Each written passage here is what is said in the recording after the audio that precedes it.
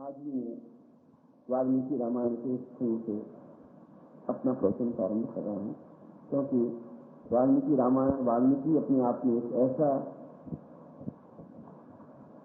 व्यक्ति रहा जो अत्यंत अकृत्रिम तो था ही, अत्यंत डाकू था, राक्षस वृत्ति का था, नर के साथ था। इस मनुष्य की हत्या करने में कोई संकोच नहीं था, शारीरिक रूप से। और ऐसा व्यक्ति भी अगर उच्च कोटि का ऋषि बन सकता है, जिसको हम आदर के दृष्टि से देखें, तो हमने से कोई भी व्यक्ति उससे कम समय में उच्च कोटि के ऋषि बन सकते हैं। ऋषि कोई मां की कोख से पैदा नहीं होते, ऋषि का तो निर्माण किया जाता है, और ऋषियों का निर्माण केवल गुरु ही कर सकते हैं, और किसी के बस की बात, भगवान के बस की बात होती नहीं। तो भगवान तो अपने आप में एक नियमिता है, एक ब्रह्म है, उसकी ज्योति अपने आप में से प्रज्वलित रहती है गुरु के हृदय में, और उस ज्योति से उस सत्य की ज्योति जलती हुई अंदर के सारे विकारों को समाप्त करती रहती है। स्वतः ही तुम्हारे मन में किसी के मन में कटुता दृष्टि, तो कल तुम्हारे मन में खुद में से बुद्धि प्रेरणा पैदा हुई, और उस कटुता को समाप्त करने के लिए तुम खुद ही एक दूसरे के प्रति समर्पित हुए, एक दूसरे के प्रति प्रेम जताया, एक दूसरे के समर्पण की भावना रखी थी। जो कुछ निश्चय प्रति हो गई है, तो उसमें कुछ बड़प्पन का भाव या नीचे का भाव था ही नहीं, और शिक्षित होता है, बड़ा होता ही नहीं। पातंजलि ने भी कहा है कि चित्तवृत्तियों का निरोध ही ऋषि को बनाने की क्रिया है। चित्तवृत्तियां हमारे मलिन और क्रोध में, दुख में और वेदना में, पीड़ा में और कष्ट में दूसरों को कष्ट देना, दूसरों को पीड़ा देना। किसी लोगों को, कई लोगों को ऐसा सुख मिलता है दूसरों को कष्ट देकर के, जैसे शांत है, दुखी है। कई लोगों को दूसरों को सुख देकर के तृप्ति मिलती है कि आज मैंने इनको सुख दिया, इनको हेल्प किया। दोनों मनुष्य ही है, और दोनों की मनुष्यता पशुता यहीं पर जागती है। इसीलिए चित्तवृत्तियों का निरोध, नियम प्राणायाम, जो पतंजलि ने आज अष्टांग योग बताया है, कल मैं अष्टांग योग पर चर्चा करूंगा। मगर आज तो वाल्मीकि रामायण के उस प्रसंग पर, जब वाल्मीकि आश्रम में लव और कुछ दोनों बड़े होते हैं, बड़े होने पर भी उनमें दुर्धर्षता आती है, योद्धापन रहता है। उस युग में योद्धापन अपने आप में गुण था, इस युग में अपने आप में होशियारी और चतुराई निश्चल भाव से गुण समय समय के अनुसार अपने आप में परिवर्तन होता रहता है। और शायद कई लोगों को इस बात का ज्ञान नहीं है कि राम के द्वारा एक पुत्र उत्पन्न हुआ जिसका नाम लव रखा गया, और मंत्रों के द्वारा वाल्मीकि ने सीता को एक और पुत्र प्राप्त हुआ जिसका नाम कुश रखा गया। कुछ दाब कहते हैं, घास होती है, उस घास को छिड़क करके और उस कुश का जन्म हुआ। कुश के जन्म के साथ साथ एक बालिका का जन्म हुआ। राम के 2 पुत्र और पुत्री थी, और उसका नाम सुकन्या था। जब तक भी वो 6 वर्ष की अवस्था में विवाहावसान उसका हो गया सुकन्या का, मगर अपने आप में वह भी तेजस्वी बालिका थी, और कुछ विशेष कार्य को लेकर के ही उसका प्रादुर्भाव हुआ था। आगे चल करके लव चक्रवर्ती राजा बने, और कुछ भी चक्रवर्ती राजा बने। एक ही समय में 2 भाई चक्रवर्ती राजा बने, और इतने बलवान और साहस और क्षमतावान कि ये हनुमान को भी बांध करके सकने में समर्थ। मैं उसी रामायण के परिच्छेद को, इस श्लोक को आपके सामने स्पष्ट करा।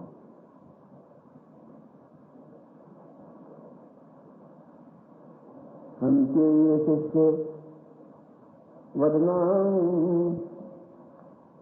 सहितं सदैव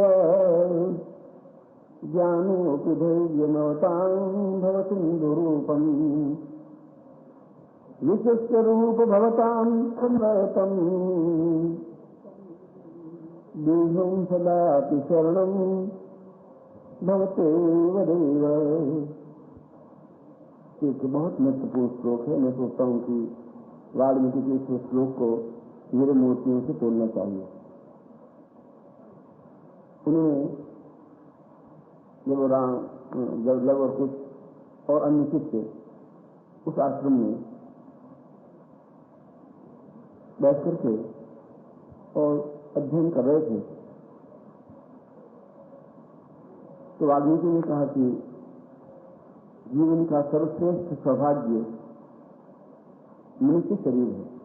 इतना बड़ा सौभाग्य और किसी के पास है भी नहीं, ऋषियों के पास भी नहीं, देवताओं के पास तो है ही नहीं, राक्षसों के पास संभव ही नहीं, क्योंकि देवता लोग सुख और दुख का डिफरेंस महसूस नहीं कर सकते।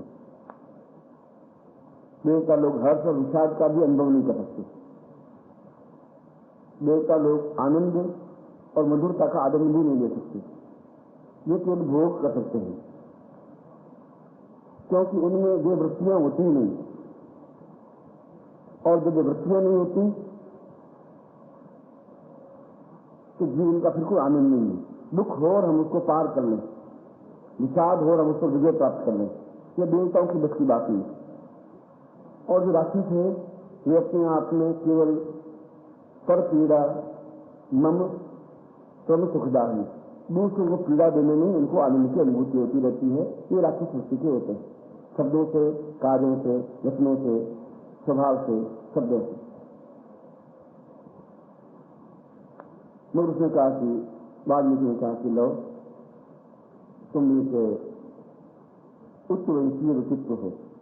तब तक जब तक राम और लव का युद्ध नहीं हुआ तब तक वाल्मीकि ने भी अपनी मर्यादा बंद करके उनको नहीं बताया कि तुम किसके पुत्र हो, क्यों नहीं बताया।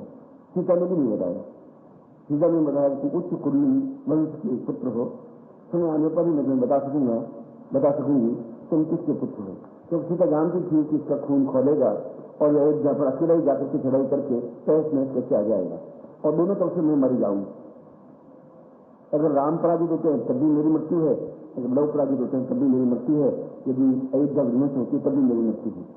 और उस मर्यादा में उस शब्दों से उसने लव को कुछ बताया नहीं। लव ने प्रश्न किया कि मैं संसार का अद्वितीय पुरुष बनना चाहता हूं, मैं नहीं जानता हूं मेरे पिता कौन है, मैं यह भी नहीं जानता हूं मैं कहां पैदा हुआ, मैं यह भी नहीं जानता हूं मैं कौन हूं, कौन सी आत्मा हूं, कहां से आया हूं, मगर मैं केवल इतना ध्येय रखता हूं कि मैं इस मनुष्य शरीर में हूं जो कि आपने कहा कि श्रेष्ठतम समय है, श्रेष्ठतम देह है और जो देवताओं को दुर्लभ है, तो मैं कम से कम समय में चक्रवर्ती बनना चाहता हूं, अद्वितीय बनना चाहता हूं, श्रेष्ठतम बनना चाहता हूं, जिसके सामने देवता भी सिर झुकाए, ऐसा कार्य करना चाहता हूं। इसलिए मुझे अहंकार हो, इसलिए मुझे वो क्षमता पैदा हो सके और उस क्षमता को प्राप्त करने के लिए मैं कुछ भी करने को तैयार हूं।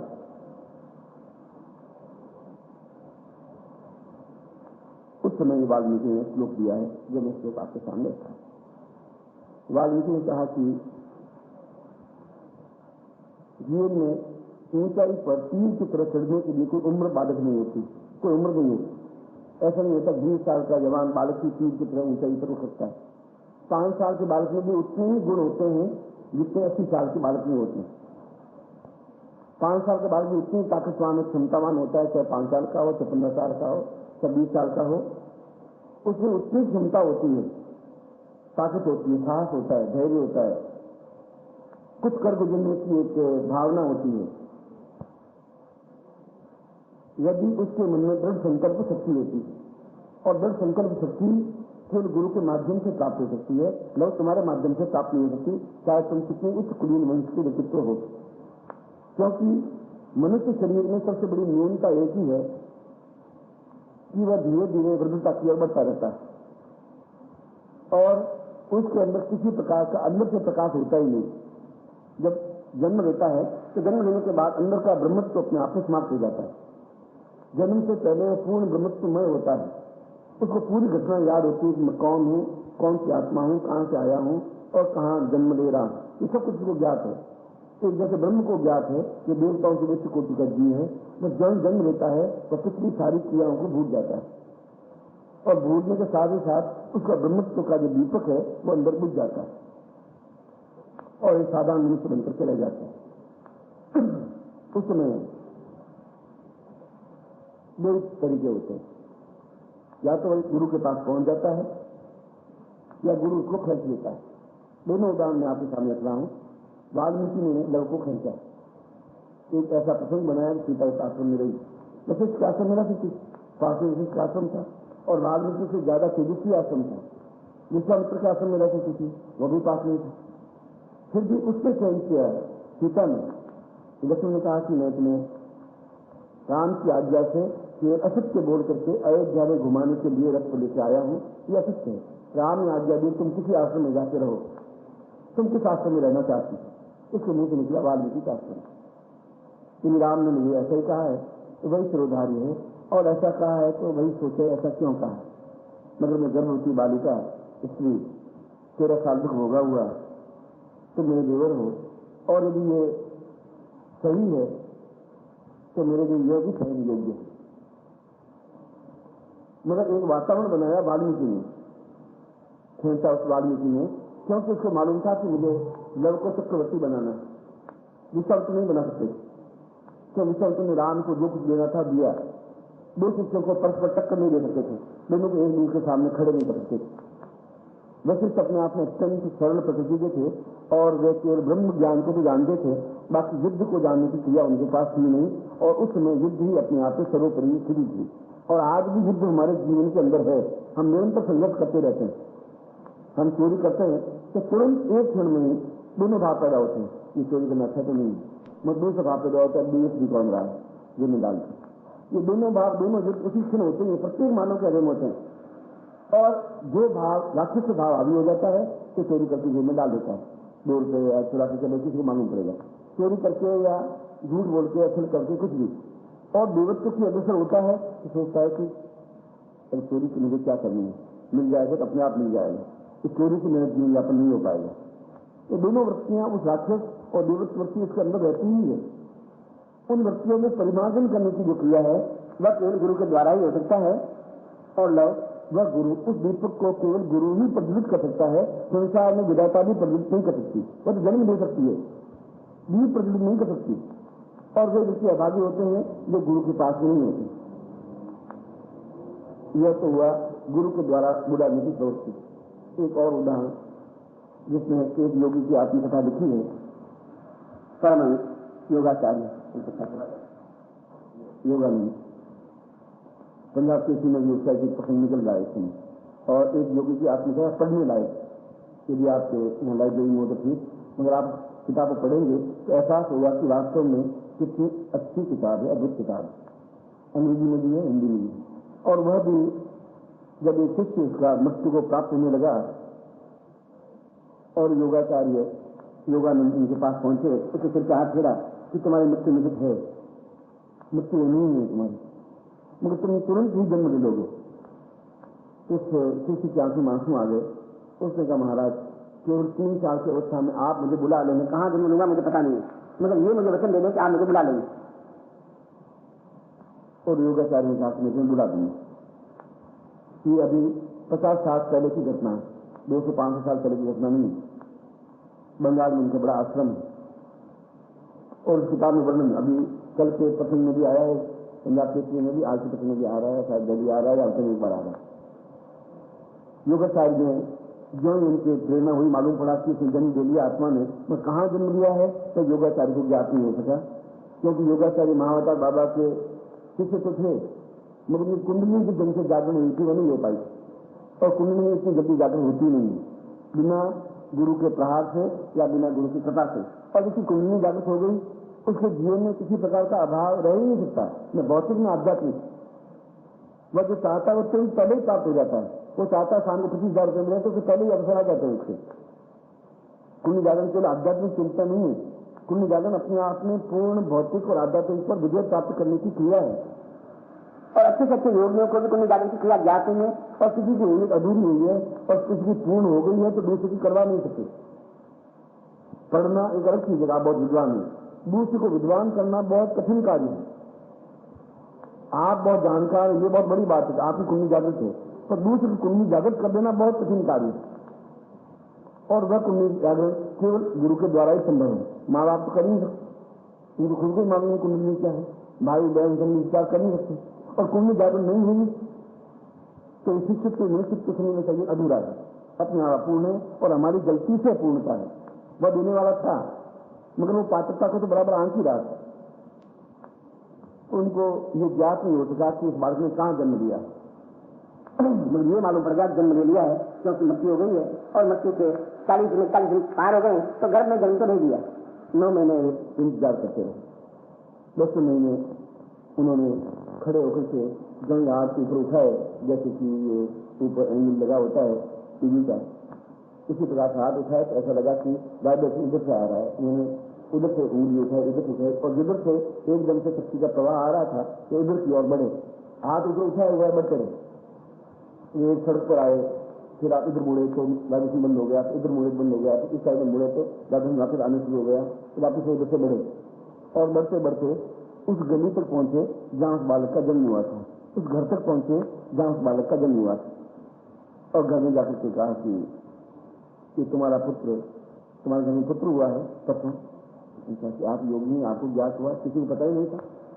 उसने कहा मेरा शिष्य है और मैं वापिस 3 साल बाद आऊंगा और तुम्हारे शिष्य को ले जाऊंगा, पुत्र को ले जाऊंगा और तुम नहीं रहोगे तो अपने आप वो आ जाएगा मेरे पास।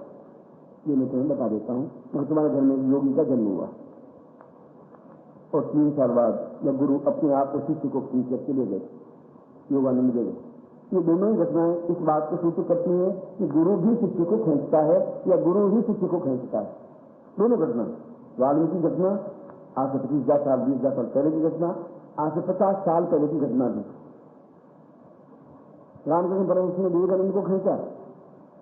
वह व्यक्ति जो रामकृष्ण परमहंस की सबसे बड़ी आलोचना करता था, वह कहता ये व्यक्ति धूर्त है, मक्कार है, ये सब नरेंद्रता के थे। उसका नाम नरेंद्र था, बाद में उसका नाम विवेकानंद पड़ा और वही व्यक्ति उनके चरणों में गिरा तो उनसे खींचा।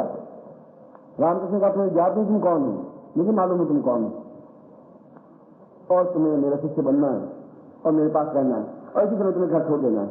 उसके बाद विवेकानंद घर की तरफ नहीं गए। यद्यपि शादी की तैयारियां हो गई थी, उसके पिता शादी की तैयारियां कर चुके थे, कार्ड बन चुके थे और उस गुरु ने कहा तुम्हें उधर जाना नहीं, तुम यहीं रहना। ये प्रसंग है इसलिए कि किस व्यक्ति को एकदम से ऊंचा उठाना है, कितने जन्मों से उसके साथ जुड़ा हुआ है, किस जन्म में उसको पार लगा देना है, ये गुरु की धारणा है। और गुरु अपने आप में जानता है। कल भी मैंने बताया कि 84 लाख योनियों से केवल 4 योनियों में तुरंत कन्वर्ट हो जाता है जो ही वह गुरु को धारण करता है, जो ये कहता है मेरे गुरु है और पूर्ण मन से, हृदय से, शुद्धता से, पवित्रता से, कपट और धूर्तता से नहीं। क्योंकि गुरु बहुत ज्यादा तुमसे ज्यादा चालाक और होशियार और समझदार है, बहुत चिंतावान है, इस जीवन अपने जीवन को देखने वाला है। तुम थोड़ा बेसिक से बोलते हो तो ठीक जाता है मगर अपने आप में बहुत शांत रहता है, क्योंकि क्षमा और शांति उसके पूरे शरीर का एक भाग होता है। तुम नियमता करते हो तब भी मुस्कुराता रहता है, तुम झूठ बोलते हो तब भी मुस्कुराता रहता है, तुम छल करते हो तब भी मुस्कुराता रहता है। भावना एक रहती है कि उसके छल को दूर करूं, उसके झूठ को दूर करूं, क्योंकि मैंने इसको खींचा है। वाल्मीकि ने कहा कि लो मैंने तुम्हें किसी विशेष उद्देश्य के लिए शास्त्र में जन्म लेने की क्रिया की और तुम्हें चक्रवर्ती बनना है। मगर चक्रवर्ती बनने के लिए यह आवश्यक है कि तुम्हें इन 6 गुणों का पालन करना ही पड़ेगा, जो कि सात्विक गुण है, जो कि आधारभूत गुण है। और यदि ये गुण नहीं है तो तुम जीवन में 10,000 साल वक्त तपस्या और जीवन देने के बाद भी कुछ नहीं कर पाओगे। और इन 6 गुणों का पालन तुम कल से कर सकते हो तो कल से चक्रवर्ती की तरह अग्रसर हो जाओगे, विजय की अग्रसर हो जाओगे। जो तुम्हारा लक्ष्य है उसमें चक्रवर्ती होने का लक्ष्य था, आज किसी का लक्ष्य प्रधानमंत्री बनने का हो सकता है, करोड़पति बनने का हो सकता है, महान विद्वान बनने का हो सकता है, उच्च कोटि का साधक बनने का हो सकता है, तपस्वी बनने का हो सकता है और सिद्धासन जाने का हो सकता है। ये तो अपने अपने गुण है। या गुरु समझता है कि मुझे इसको किस तरफ खेलना है, कहां बढ़ना है, क्योंकि अगर करोड़पति बना भी दे तो वापिस फकीर बन जाए तभी बेकार है, अगर उसको प्रधानमंत्री बना दे और नीचे गिर जाए तभी बेकार है। अगर गुरु है तो उस जगह पहुंचा सकता है। उसने कहा लो मैं तीर के पेट में पहुंचा सकता हूं, तीर का संधान है,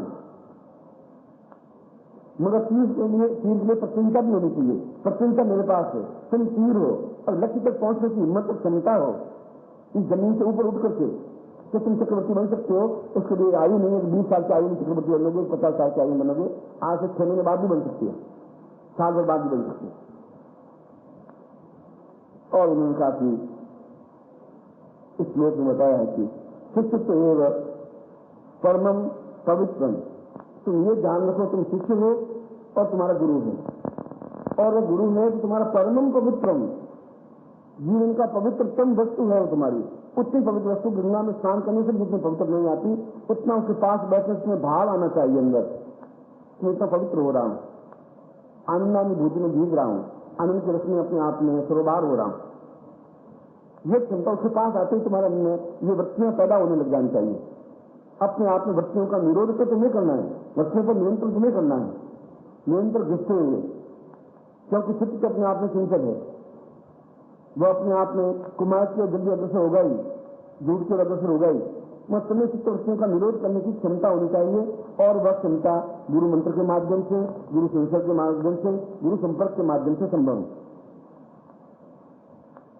और दूसरा जड़तार्थहीनम, तुम्हारे अंदर जो जड़ता है, क्योंकि मनुष्य जन्म लेते ही जड़ता हो जाता है, अपने आप में आलस्य व्यक्तित्व बन जाता है, आलसी होता ही है, व्यक्ति जन्म से ही आलसी होता है, बालक जन्म से आलसी होता ही है, वह उठा है तो उठता है, उसको स्नान कराता है तो स्नान करता है, वह कुछ करता ही नहीं। इतना बड़ा आलसी आगे जाकर के क्षेत्र में पुरुष बनता है। और ऐसे कई सेठ भी हैं जो 10 घंटे सोते रहते हैं, 20 घंटे सोते रहते हैं, 18 घंटे सोते रहते हैं। ऐसे कई अय्यास पुरुष हैं जो 15 घंटे सोते रहते हैं, उनका सूर्य 11 बजे उठता है, 11 बजे जगते हैं। आलस्य तो व्यक्ति का प्रारंभिक गुण है, चेतना गुरु के द्वारा प्राप्त होती रहती है। इसलिए मैं अपनी चेतना प्रदान करता हूं लोग, इसलिए जड़ हीन तुम बनना पड़ेगा, हर क्षण कार्य में तत्पर होना पड़ेगा, प्रत्येक क्षण।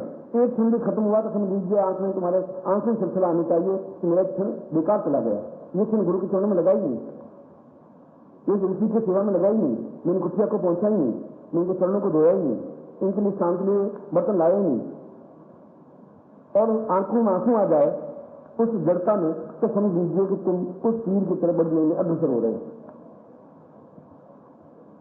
और तीसरा गुण वाल्मीकि ने कहा है कि निरंतर और प्रत्येक क्षण अपने आप को परिमार्जन करते हुए, शुद्ध करते हुए, अपने अंदर के जो विकार हैं, और विकार केवल 5 है, काम, क्रोध, लोभ, मोह और अहंकार, विकार 5 ही है। और 5 विकारों से ये सारा छल प्रबंध संसार में, यदि जितने युद्ध देख लीजिए, जितने मुकदमे देख लीजिए, जितने लड़ाई झगड़े देख लीजिए 25,000 वर्षों में, इन 5 तत्वों से 6 तत्व कुछ है नहीं। कोई काम की वजह से, लड़कियों की वजह से, स्त्रियों की वजह से लड़ा है, क्या महाभारत हुआ तो द्रौपदी की वजह से हुआ, राम रावण का युद्ध हुआ तो सीता की वजह से हुआ, तो स्त्रियों की वजह से इतने बड़े बड़े युद्ध हुए जहां लाखों लोग कट गए, मर गए, काम की वजह से हुआ। रावण में काम का उदय हुआ और पूरे वंश को समाप्त कर दिया, खुद भी नहीं बचा, तो राक्षस कुल का संहार हो गया, पूरे अपने नगरी को समाप्त कर दिया। क्रोध के द्वारा सैकड़ों मुकदमे तुम देख रहे हो चल गए। हम तो कुछ नहीं है, गुरु जी अपने आप बनाएंगे, क्योंकि अगर तुम कुछ हो तो गुरु कैसे बनाएंगे? तुम अगर खुदा ही हो तो मैं तुम्हें घड़ा कैसे बना सकता हूं? और तुम अगर घड़ा हो मैं तुम्हें दीपक कैसे बना सकता हूं? घड़ा भी जरूरी है क्योंकि उसमें शीतल जल आता है, दीपक भी जरूरी है जहां से प्रकाश फैलता है। मैं तुम्हें क्या बनाता हूं या क्या बनाना चाहता हूं, ये मेरे पास, मुझे ज्ञान है तुम्हारी ईश्वर ने क्या वृत्तियां बनाई हैं, क्या निर्माण किया है, मुझे तुम्हें क्या बनाना है। और बनाने के लिए तुम्हें बिल्कुल मिट्टी का लौंडा, बिल्कुल खाली पात्र बन के मेरे पास बैठना पड़ेगा लोग। इसलिए इन विकारों से ग्रस्त तुम्हें होना है, और इन विकारों से ग्रस्त भी तभी हो सकता है जब तुम निरंतर गुरु के संपर्क में रहोगे, उनके कार्य में। गुरु हो या नहीं हो, गुरु का शरीर हो या नहीं है, शरीर तो अपने आप में जड़ता है, वो है या नहीं। यदि पूजन बैठा हूं तब ठीक, नहीं बैठा हूं तब भी ठीक, तब भी तुम्हें इतनी आनंदानुभूति होनी चाहिए उस पूजन क्रम में। इसी जानबूझ के पहले बीच में अपने चरणों का पूजन कर रहा है, सीधे खड़ों का पूजन शुरू करवा दिया। उसने कहा कि जीवन में अगर तुम बहुत शीघ्र ऊंचाई पर उठो, इन छोटे से व्यक्तित्व बनकर के क्या कर सकोगे, क्या हो जाएगा? बहुत मामूली, तुम्हारा कोई नाम भी पूछेगा नहीं। लव के लड़के का नाम क्या था हमें मालूम नहीं, राम की 3 पीढ़ी का नाम हमें ज्ञात नहीं कि लव का कौन सा पुत्र हुआ, और उनका पुत्र परीक्षित हुआ, परीक्षित के पुत्र कौन सा हुआ। आज भी उसका वंश, राम का वंश आज भी चल रहा है। कहां है वो वंश, कौन सा है, हमें ज्ञात ही नहीं, क्योंकि उन्होंने, उनके पास ऐसा गुरु नहीं मिला। और गुरु का तात्पर्य ये नहीं है कि वो अपनी पूजा करवावे, गुरु का तात्पर्य उनका रोज मान लो, उनको तैयार करे, उनके वृत्तियों का निरोध करे, उनकी चित्त वृत्तियों को अनुकूल बना, कहे नहीं, अपने आप स्वतः में ऐसा बना दे कि खुद अपने आप में एहसास हो कि मैंने गलती की है या मुझ में अहंग आया है, मैं चरणों में झुक जाऊं, मैं स्वयं आपके चरणों में झुकने को तैयार हूं। यदि मुझसे कोई गलती तुम्हारे तरफ हो जाए, मुझे कोई बात होती नहीं, तुम सारा विश्वास नहीं करने, कई बार अरविंद से गलती मान लेता हूँ, आई एम सॉरी, गलती मुझसे हुई है, ये मुझे मालूम नहीं था कि तुमने कुछ किया नहीं था, मुझे मालूम पड़ा तुमने गलती की, तुम्हें डांट किया बहुत ज्यादा, तुमको नहीं पता ऐसी बात नहीं। मगर मैंने कहा कि मैं अपने उस अहम को क्यों ईगो को पालूं कि मैंने क्रोध के पिता हूं, मैं एक संबंध है, इसी ने संबंध बना दिया, बेटा है, मैं पुत्र हूं, मैं पिता हूं, मगर मैं उस पाप को अपने ऊपर क्यों उठाऊं कि मैं झूठा उसके ऊपर क्रोध करके उसकी वजह से मैं तपस्या को क्षीण करूं। क्षमा वीर से भूषण, कायरों का भूषण नहीं है, वीरों का भूषण है। कायर क्षमा क्या करेंगे, तो मरा हुआ खुद है, ऐसा मैं तुम्हें थप्पड़ नहीं मारूंगा, चलो वो क्या थप्पड़, खुद ही मरा हुआ है, वो तुम्हें थप्पड़ मारा नहीं मारे क्या नहीं, ये ताकतवान है, वो कह मैं तुम्हें क्या थप्पड़ मारूंगा। इन चित्रवृत्तियों का निरोध लव तुम्हें करते हुए, निरंतर गुरु के संपर्क में रहते हुए, शरीर बिना शरीर से भी निरंतर तुम्हारे अंदर ज्योति जल जाएगी। जो तुम गुरु से जुड़ोगे, अंदर ज्योति से प्रकाश भी लग जाएगा कि मेरा यहाँ अहंकार हो गया, अहंकार को किसी में खत्म कर दो, या मुझमें काम की भावना पैदा हुई, तो ज्योति के प्रकाश तुम दिख जाएगा, एक क्षण में दिख जाएगा, दिखते ही तुम उस काम को समाप्त कर दो। क्या होगा, ऐसे कुत्ते करते नहीं सड़कों पर, ये ऐसे पशु करते नहीं, इनसे क्या हो जाएगा, यदि इतना न्यूनतम नहीं करना तो पुरुष क्या हुआ। इस ज्ञान के आलोक में निरंतर तुम अग्रसर हो सकोगे, उसके लिए कोई लालटेन या रोशनी की जरूरत नहीं पड़ेगी। तुम्हें कहाँ क्या करना है, किस प्रकार ऊंचा उठना है, वो अपने आप ज्ञान की लो तुम्हारे अंदर जागृत हो जाएगी। और यही ज्ञान की लो कुंडली जागृत का प्रथम चरण, प्रारंभिक स्टेज, उस साधुत्व की ओर, उस विद्वत्ता की ओर, श्रेष्ठता की ओर, उस तेजस्विता की ओर, भौतिक और आध्यात्मिकता में पूर्णता प्राप्ति की ओर का पहला कदम है, जहां आलोक में तुम्हें दिखाई देने लगे।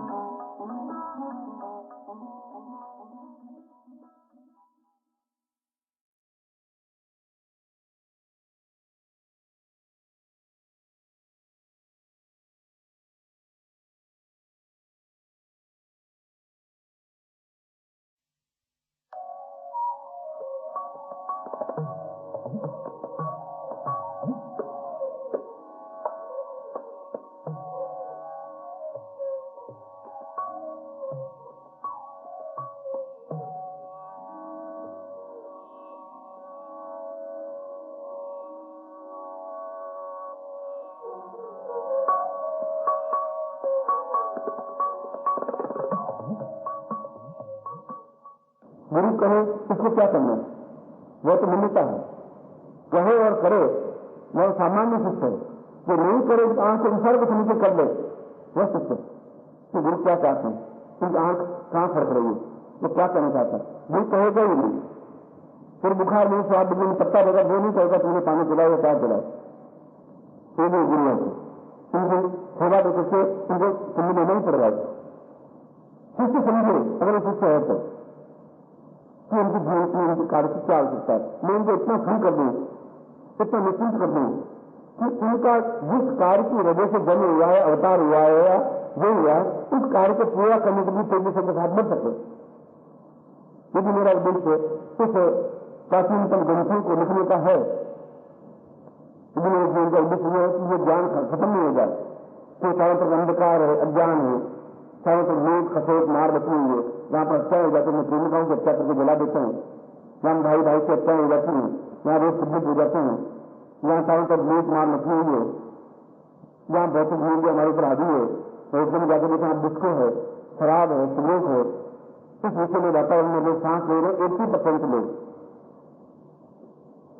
इस वातावरण में बिल्कुल जलाना बहुत मुश्किल है, तो तूफान बहुत तेजी के साथ, और तूफान निरंतर जिये को बुझाना चाहेगा ही, और मैं निरंतर जिये को जिंदा रखना चाहता ही हूं। संगत यहां पर है, तो संगत मेरे मन का है, जो पूरे विश्व का तूफान है वो भी मेरे मन के अंदर है, मैं देख रहा हूं चारों तरफ। दीपक मैं उस ज्ञान के दीपक को जीवन के जो शास्त्रों का जो दीपक जलाए हुए उनको वापिस जिंदा रखना चाहता हूं, और उसके लिए निरंतर में युद्ध रखूं, और वह विषाद वह चिंता वह तनाव में रहता है, ताकि मेरे जीवन में जो भौतिक अभाव है, मगर मैं वैसा नहीं कर सका तो फिर क्यों आया हूं, क्यों गुरु जी मुझे यहाँ पर बिल्कुल पटके हुए हैं। कई बार उनसे मेरा बिल्कुल निम्रता के साथ विरोध हो जाता है कि आप मुझे क्यों रखे हुए, क्या पाप किया है, क्यों मैं आपकी सेवा नहीं कर पा रहा हूं, क्यों मैं आपको समय बैठना चाहता हूं, मगर इतना सोच नहीं बोलता हूं। उनका कि कम से कम आप इस बात को भी सोचें कि मैं कई वर्ष वहां बिता चुका हूं, मेरी इच्छा है कि मैं आपके समय में बैठूं, तो छूटे दिल को धोए अपने 500 रुपये उनके समय में बैठ करके पूर्णता अनुभव करूं। यदि मैं साधना में सिद्ध हूं, यदि जो मुझे संबंध है, मगर उस आनंद से वंचित हो रहा हूं, आप मुझे इस आनंद से वंचित क्यों कर रहे हैं। और मैं सोचता हूं कि किसी योगी को आप भेज दो, सैकड़ों सन्यासी सैकड़ों सुदर्शन के योगियों के मुझसे भी श्रेष्ठ होंगे, उनको भेजिए, वो और उस दीपक को जलाए रखेंगे। आप मेरी बात सुन रहे हैं, मुझे उम्मीद है कि आप मुझे कुछ आज्ञा दें, और जो मेरे अनमोल पूरी आज्ञा देंगे।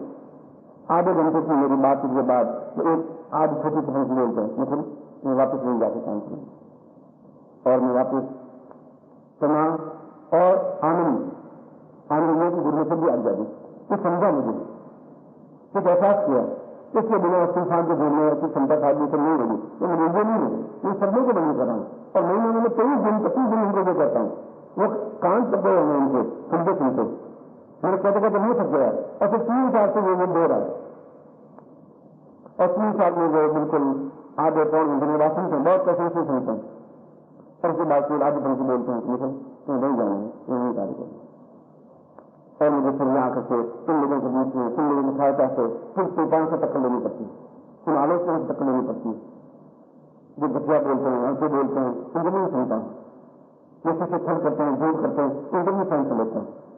ये चारों तरफ अंधकार है, और यदि हम कुछ नहीं कर सके तो इतना मीडिया या पश्चिम का मीडिया हम सब अपनी सभ्यता को संस्कृति ज्ञान को चेतना को भूल जाएंगे। मैंने कल वाल्मीकि प्रसंग को सुनाया, वाल्मीकि रामायण में सब बोलने से मिलता है, अब तो किसी स्पष्ट किया ही नहीं, जैसे याद निकल जाता है।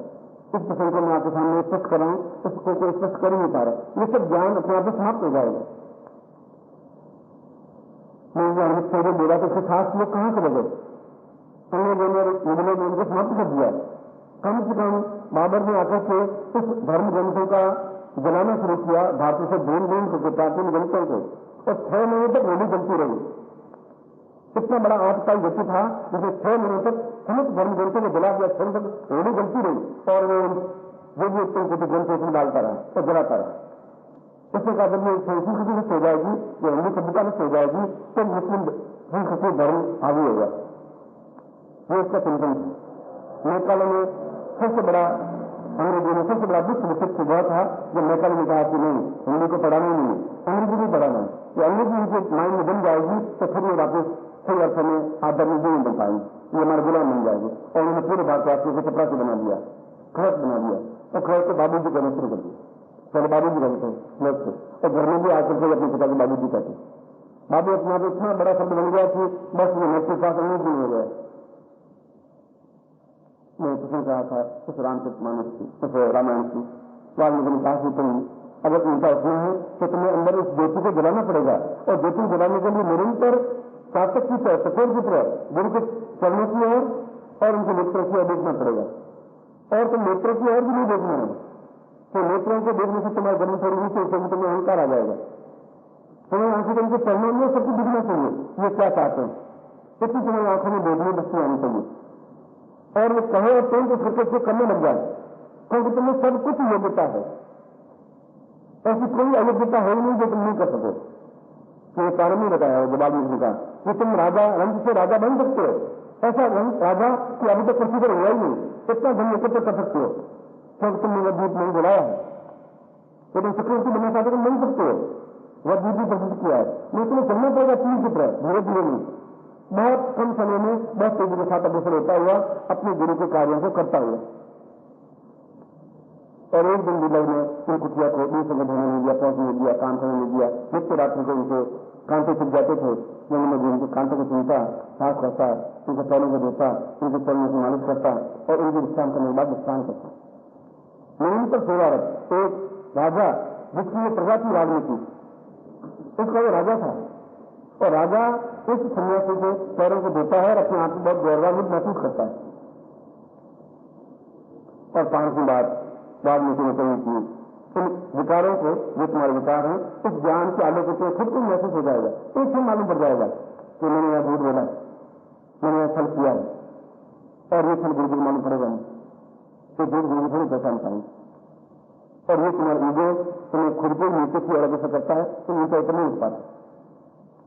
संसार कार्य में तो संसार में ये चलते हैं, चलना पड़ेगा, लंका में चलना पड़ेगा, लंका में तो चलना पड़ेगा, मगर जहां गुरु के पास है वहां हमारा संबंध, हमारा प्रसंग, हमारा चिंतन एक अलग है।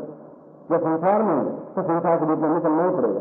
तुम गृहस्थ हो तो गृहस्थ में अपने काम का भोग करना ही पड़ेगा, संतान उत्पन्न करनी पड़ेगी, न को काम का विरोध करना, पर काम पर तुम्हारा नियंत्रण होना चाहिए। काम समाप्त नहीं करना है, क्रोध को समाप्त नहीं करना है, क्रोध समाप्त करने के लोग में पैरों से कुचल देंगे, उन पर निरोध होना चाहिए तुम्हारा, उनके ऊपर नियंत्रण होना चाहिए। और 5वीं बात वाल्मीकि ने कही कि जीवन का श्रेष्ठतम धर्म, उच्च कोटि का धर्म, उच्च कोटि की तपस्या, उच्च कोटि का पुण्य शिष्य बनने में। मैं अपने आप से कुछ नियंत्रित हूं, मगर मैं आज तक शिष्य हूं, इसलिए शिष्य हूं कि बाकी से मैं माता बनाऊं, अब बाकी पर निर्भाव नहीं हूं, मगर मैं शिष्य मार्ग का शिष्य हूं। एक क्षण भी इस मार्ग की स्मृति मेरे मन से इतनी नहीं है, और जिसमें उतर जाए उसमें मृत्यु मेरा वर्ण कर दे, तो फिर मेरा सांस लेना बेकार है, क्योंकि प्रत्येक सांस उनके पास गिरी है, इस मार्ग के पास गिरी है, जिससे मुझे समझाया कि ये तुम्हारा वृत्ति उस है, मैं तुम्हारे वृत्ति को निरोध कर रहा हूं, समाप्त कर रहा हूं, और तुम्हें काव्य ही करोगे, काव्य के माध्यम से तुम उस रघुकुल के वंश को प्रचार करते हुए अद्वितीय तुम सन्यासी योगी बनेगे। सीधा मार्गदर्शन लिया, तुम्हें क्या करना है, गुरु अपना बता देता तुम्हें किस जगह पहुंचना है, तुम्हें क्या करना है। तो मैं अपने आप में इसी रक्त की ओर बढ़ रहा हूं, और समय आने पर मैं पूरे उस प्रसंग को भी, जो प्रसंग अज्ञात है, उस प्रसंग को भी मैं सही रूप में जो मेरा कार्य है, उस उत्तम कोटि के ग्रंथ की रचना करनी है, जिस ग्रंथ के माध्यम से आने वाले पीढ़ियां वाल्मीकि को स्मरण कर सकें। वाल्मीकि को 6 ग्रंथ लिखे, तो वाल्मीकि रामायण भी लिखी, सब विभिन्न प्रसंगों का वर्णन करेंगे। केवल एक पुस्तक के केवल शिष्य और संवाद, या नारद बैठे हैं, वाल्मीकि बैठे हैं, और लौकिक बैठे हैं, और सीता बैठे, और संवाद है, और गाय के श्लोक है, खजाना, अनमोल खजाना है जीवन का। तो सब कुछ प्राप्त लेने की क्रिया कैसी है, और किस प्रकार से केवल सेवा भाव के द्वारा पुण्य जागरण हो सकती है, क्योंकि पुण्य जागरण और जीवन को ऊर्जा जाने बना देना, सिद्धार्थ में पहुंचा देना केवल सेवा के माध्यम से संभव। और वह उसमें वर्णन है कि क्या पुण्य जागरण किस प्रकार से मूलाधार से सहस्त्रार तक और सिद्धार्थन तक उस पुण्य की पूर्ण जागृति, और वह जागृति अपने आप चैतन्य अवस्था, जब मालूम पड़े कि मैं कौन था आज से 25 पीढ़ी पहले, और 25 पीढ़ी पर क्या होगा, कब मैं किस जगह पहुंचूंगा, और उस व्यक्ति को जीवन को सुधार सकता हूं, पुण्य जागरण का तात्पर्य। और तथा जीवन के प्रत्येक क्षण को मुस्कुराहट में बदलते हुए याद रखिए सब।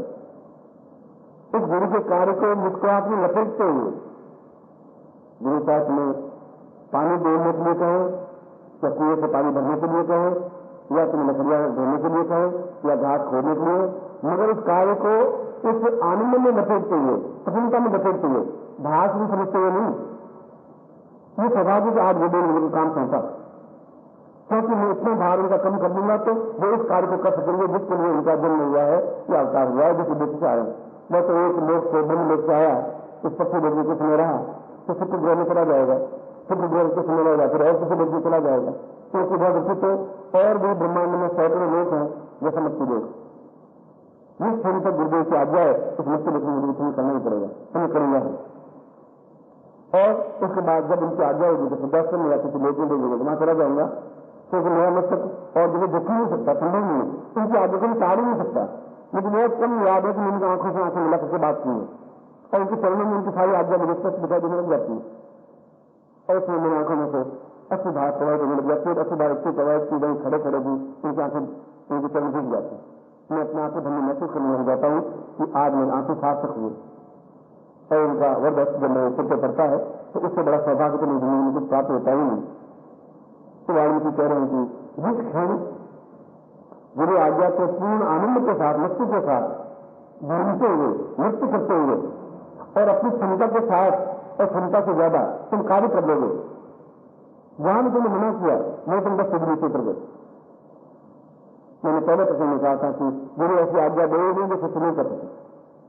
गुरु को आज्ञा देते समय 25 बार सोचना चाहिए, शिष्य को आज्ञा पालन करते समय क्षण भी विलंब नहीं होना चाहिए। ये दोनों का संबंध दोनों के लिए मर्यादा रखती। गुरु कहे तो वह सोच नहीं करके आज्ञा दे, वो दे तो फिर तीन को संधान कर दे, गए और काम करके सामने आकर खड़ा हो जाए। तो अपने आप में जीवन में गुरु शिष्य की मर्यादा और धीरे धीरे अपने आप इस अमृत के ज्ञान के बीच में, इस अमृत की ब्रह्म ज्योति में, इस ब्रह्म ज्योति का आग्रह है जो नाभि के अंदर है, अपने आप तेज पड़ता रहेगा, अपने आप ज्योति प्रकट होगी और ज्योति ऐसी अपने आप में इसको पूर्ण ब्रह्म बना देगी। जो अत्यंत घटिया व्यक्ति को जन्म दिया, मलमूत्र में जन्म लेने वाला व्यक्ति में खोचा गुरु में कौन को संबंध रहा होगा, संसार किसी विशेष उद्देश्य से खोलता है। जब तक वो पूरा परिमार्जन नहीं होगा तब उसको संसार में नहीं दे सकता है। संसार देख करके तो वापिस में नीचे उतर जाएगा। उसको तीन के तेईस जिले पहुंचाना है, या गुरु की इच्छा है कि मुझे इस क्षेत्र में इसको अद्वितीय बनाना है, और जब गुरु देखता है कि अपने आप उच्च कोटि का व्यक्तित्व बनाए तो साथ उससे ज्यादा हट संसार में गुरु के अलावा किसी को नहीं है। तो सोचता है कि मेरा निर्माण किया आज इतना ऊपर को उठाए तो गड़बड़ हो जाता है, और मैं इस जगह पहुंचाना चाहता हूं। वो मेरे जीवन का उद्देश्य है, क्योंकि जो कुछ घटनाएं घटी हैं उससे मेरा मन आहत हुआ, अन्याय हुआ। उस अन्याय का परिमार्जन तुम करोगे, उस अहंकार को तोड़ना है तुम्हें, और मैं इसीलिए जिंदा हूं। उसके बाद में प्राण त्याग दूंगा और उस अहंकार को तोड़ा लगने। जब राम युद्ध करने के लिए आए, लक्ष्मण युद्ध करने के लिए आए, हनुमान युद्ध करने के लिए आए, अकेला व्यक्ति और कुछ साथ में लगे, कुछ दो बालक जब तक वाल्मीकि को पता ही नहीं चला, हम युद्ध से पूरे राम के शब्द को छलनी कर दिया। राम जैसे योद्धा थे, जो अवतार थे, लक्ष्मण को उन्होंने बांध करके उधर कोने में पटक दिया। हनुमान में जो ताकत और क्षमता अहंकार था तो इस ढंग से लाते मार मार के फैला दिया कि हनुमान सोचने लगे क्या बालक है, 14 साल के बालक, क्योंकि उनके अंदर वो ज्योति थी जो वाल्मीकि ने पैदा करनी थी, वो ताकत, वो सूर्यता, वो क्षमता, वो कुटुंबता पैदा करनी थी कि उनके हमने जला दिया। उनको ये हम था कि मैं रघुकुल का राजा हूं, अयोध्या का, या मैं लक्ष्मण हूं कि मैंने कम से कम इतना क्रोध में सोचना का अवतार हूं, या हनुमान जो कि मैंने इतने बड़े काम किए। वैसे बड़ा अहंकार उनके बड़े बड़े पर फड़ाते रहे, छटपटाते रहे।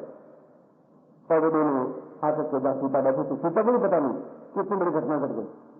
वह तो उस वाल्मीकि कुटिया में या बैठी कार्य कर रही थी, और ये सारी घटना घटी केवल 35 मिनट में, तो 4 घंटे युद्ध नहीं हुआ। 20-25 मिनट में तो बांध करके वो आई गए और चाहते तो हनुमान को घसीट करके लेके आए। आप सफल बड़े रस्मियों से जैसे पशु को घसीटते तो फसड़ाता रहा। हनुमान ने क्षमता नहीं रही करके युद्ध कर सके, तो ला करके पटक दिया कि ये व्यक्ति और सीता देखा एकदम से भाभी बनेगी। तो लड़के ने क्या कर दिया, तुम किसको बांध दिया, वो क्या वो और बांध के आया। वो अपने आप को बहुत बड़ा अयोध्या के राजा कहते हैं, कोई राम है, भगवान जाने कौन, और चक्रवर्ती बनेगा, सब पूरे कहेगा। मैं उनको बता दिया चक्रवर्ती क्या होता है, क्योंकि मेरे अंदर गुरु के ज्ञान की ज्योति जल रही है, ये गुरु बस। इस ज्योति के साथ ये तो क्या पूरे ब्रह्मांड को मैं छोड़ सकता हूँ, छोड़ सकता हूँ, ब्रह्मांड के टुकड़े टुकड़े कर सकता हूँ, ये छोटी बात है। और मां के समय को चक कर लिया। मां को मालूम था, तो मान तो बताइए था, ये तेरे पिता है या ये तेरे छोटे हैं या ये हनुमान है जिसने मेरी सहायता की थी। वो मां दौड़ी भाग के लोग रोकती हुई और जाकर के लड़का साहब को प्रणाम करो, इतना पिता है, उसकी बंधन खोलो, ये तुम्हारे छोटे, तुमको तुम प्रणाम करो, फिर हनुमान को खोलो। और उसी क्षण एक क्षण भी वो अपनी सूर्य का बखान कर रहा था, एक आज्ञा से तुरंत उनके चरणों में गिर पड़ा और उनकी आंखों में आंसू बह चले, क्योंकि वह ज्ञान की ज्योति उसके अंदर इस संधान में तो 14 साल के बालक में से ताकत नहीं आ सकती थी। उन्हें ताकत आई उन वाल्मीकि के आशीर्वाद से, उनके ज्ञान से। ऐसा नहीं होता 25 साल की उम्र में बहुत चीज प्राप्त हो पाई। वह तो उम्र तक अपने आप में एक वार्धक्यता है। इस समय वह ज्योति जले और ज्योति जले उस आलोक में उनका रास्ता देख सके। गुरु का निरंतर सतत चेष्टा यही होती और किसी की सब चेष्टा यही होती है। जो वाल्मीकि ने कहा कि प्रसन्नता के आदेश में लपेट करके निष्प्रयास के आदेश में लपेटता हुआ उस कार्य को समाप्त करता है। ये गुरु का कार्य है, उनकी आज्ञा को लेने की गलती नहीं। ये संतुलित उनका उद्देश्य किस प्रतिशत क्यों है, क्यों तनाव जोड़ रहा है, ये सब कुछ होते हुए कि क्यों तनाव जोड़ रहा है, क्यों खेत में तनाव जोड़ा, क्यों यहां तनाव जोड़ रहा है, जरूरत क्या है।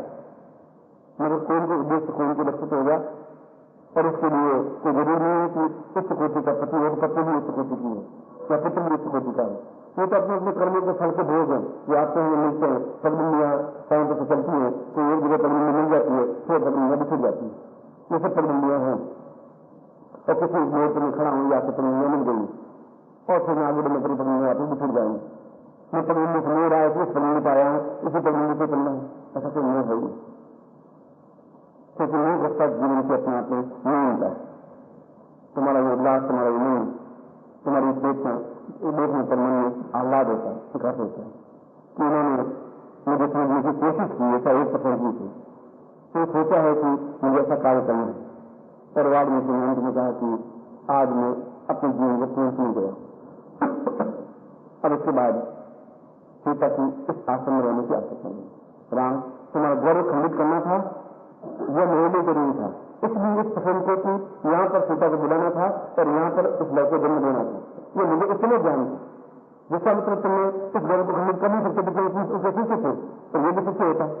तभी मुझे एक देते युद्ध मत करो, वैसे तो कर भी सकते थे और तुम्हारा गौरव बढ़ गया था, तो उस गौरव का भी तुम्हें थामने में भुगतना ही पड़ेगा। उस गौरव को खंडित 14 साल के बालक ने कर दिया, जो अपने आप को रावण के मार से चक्रवर्ती बना हुआ है, एक दम बैठा हुआ है। इसलिए गौरव खंडित मुझे करना था कि तुमने अन्याय किया।